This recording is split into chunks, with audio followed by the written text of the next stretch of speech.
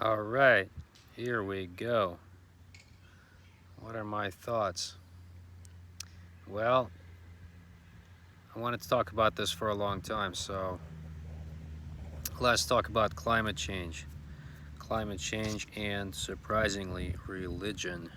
Because after looking into this, I was a little stunned by how closely climate change actually relates to prior religions of mankind. And specifically, I'll be speaking about Christianity because that's the religion that I'm most familiar with. I've lived in the Western world my entire life, and that's the religion that is most prevalent in the Western world. So that's the religion that I'll be using as the reference point. Um, don't know too much about Buddhism, Hinduism, or any of that other stuff. And as far as climate change, throughout this video I'll be using terms like global warming and climate change interchangeably, because for the most people, climate change is global warming.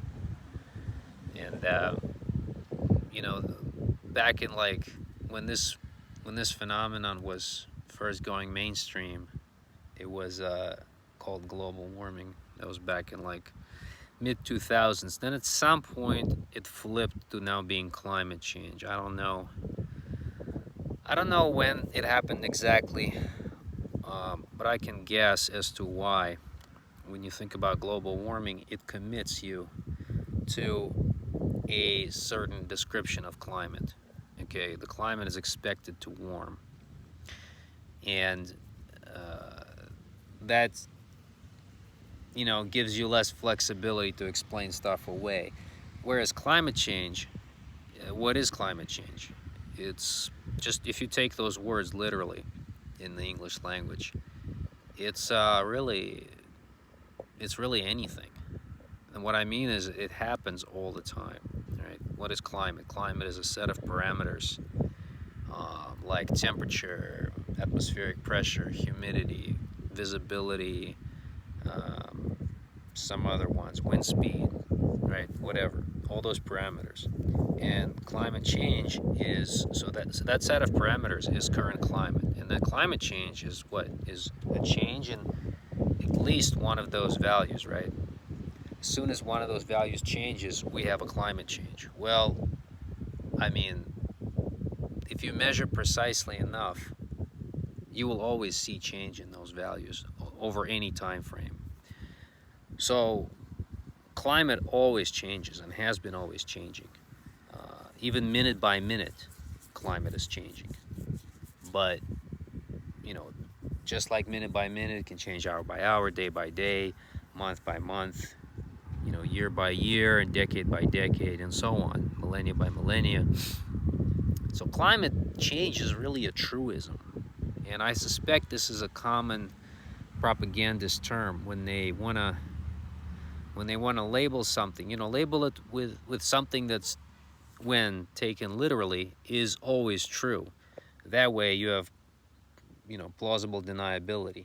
When somebody says, hey, this isn't climate change. Oh, well, actually it is. Look, the climate changed. So there you go.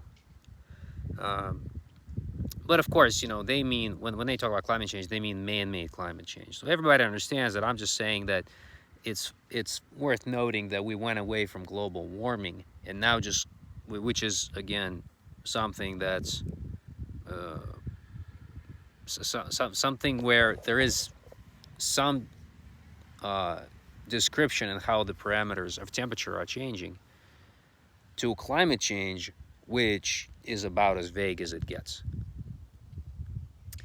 All right, so that's all I wanted to get out of the way. On this note, let's begin. Let's begin with the first concept that is shared in both Christianity and the climate change religion, and that is the concept of sin. I think everybody knows what sin is, right? Sin is just what God doesn't want you to do. Sin is a deed that is bad in the eyes of God. to put it plainly. Like, you know, any violation, any of the Ten Commandments, for example, would be a sin. And you might think, well, you know, I'm not going to covet my neighbor's wife. I'm not going to kill. I'm not going to steal, and I'll be okay. You know, I'll be living a life free from sin. But in reality, the uh, the the term sin in the eyes of religious folk couldn't be more elastic. Sin is something that can be found in actions of everyone, right? Everyone is a sinner. So, for example, you say, "Oh my God," over something insignificant. Oh, you used the Lord's name in vain. You've just sinned. And others have interpreted coveting a neighbor's wife not specifically pertaining to your neighbor and not specifically his wife, but literally feeling a sexual attraction toward any woman who is not your wife. So if you've ever felt, or rather if you've never felt a sexual attraction toward a woman who is not your wife, then you're not a sinner. Congratulations. Otherwise, or at the very least, you're not a sinner in that regard. But otherwise, I'm talking about men now, if you ever felt an attraction toward a woman who is not your wife, you're already a sinner, okay? You have sinned. And so you can see how with these types of interpretations, elastic interpretations, as I said, anybody can be found sinning for pretty much anything and just living their normal life. Sin, the key point to take away here is that sin in Christianity is unavoidable. It's unavoidable. Mother Teresa is a sinner. The guy who, you know, is a doctor who saves lives by day and then volunteers at a soup kitchen, you know, in his spare time, he's a sinner too. You know, when Jesus said, let him who is,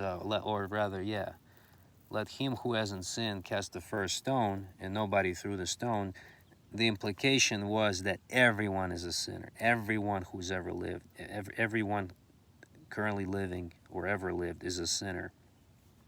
And for this, the sinners should be afraid. For this, they should feel guilty. For this, they should be hoping, or rather, they should fear God's judgment. And for this, you know, they will be possibly going to hell. And nobody is guaranteed from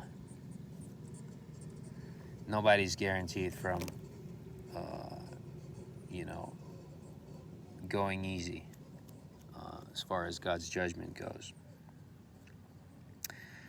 And then I looked at the idea of carbon footprint. Carbon footprint is something that is basically any type of action that produces a carbon emission or has the same effect as carbon emission. They've been making this elastic too. Now you can like you drive a car, for example. That's obvious. That's carbon footprint. But okay, so you think, okay, well maybe I'll drive a Prius. No, that's still a carbon footprint. Okay, well I'll take the bus then. Okay, that's better, but that's still a carbon footprint. Or there are other ways in which you can leave a carbon footprint without even ever having anything to do with owning or renting a car, such as, you know, you order something to be delivered from Amazon that's maybe not necessary for your life. It's just a luxury item that maybe you used once and you never used again. But that truck, right, from Amazon had to get to your house, and it used up carbon, and now that carbon footprint was left because of you. Or maybe you took a vacation to some place and you really didn't need that vacation, right? It's not necessary for your survival. Well, you got on the plane, and planes, they leave a large carbon footprint, so you've just contributed to carbon footprint again. And so if you live a basically, and they even came up with some way to calculate a carbon footprint equivalent from electricity that you burn, or in that particular case they were like watching porn. But the point is, they're converting basically any type of energy consumption into carbon footprint. And anybody who lives on the grid at all in any way is leaving some sort of carbon footprint. This is a big deal to some people. They've even came up with this term carbon guilt. It's the guilt that you're supposed to feel, that you as a sinner of the climate change religion are supposed to feel when you leave a carbon footprint. And now you can mull over decisions like, well, we took this vacation and we left this larger than footprint than we would have, or we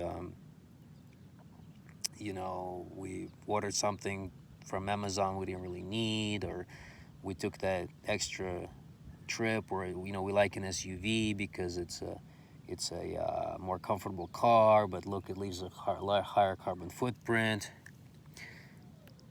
There are all these ways in which people find to feel bad now, to feel guilty as sinners of the climate change religion.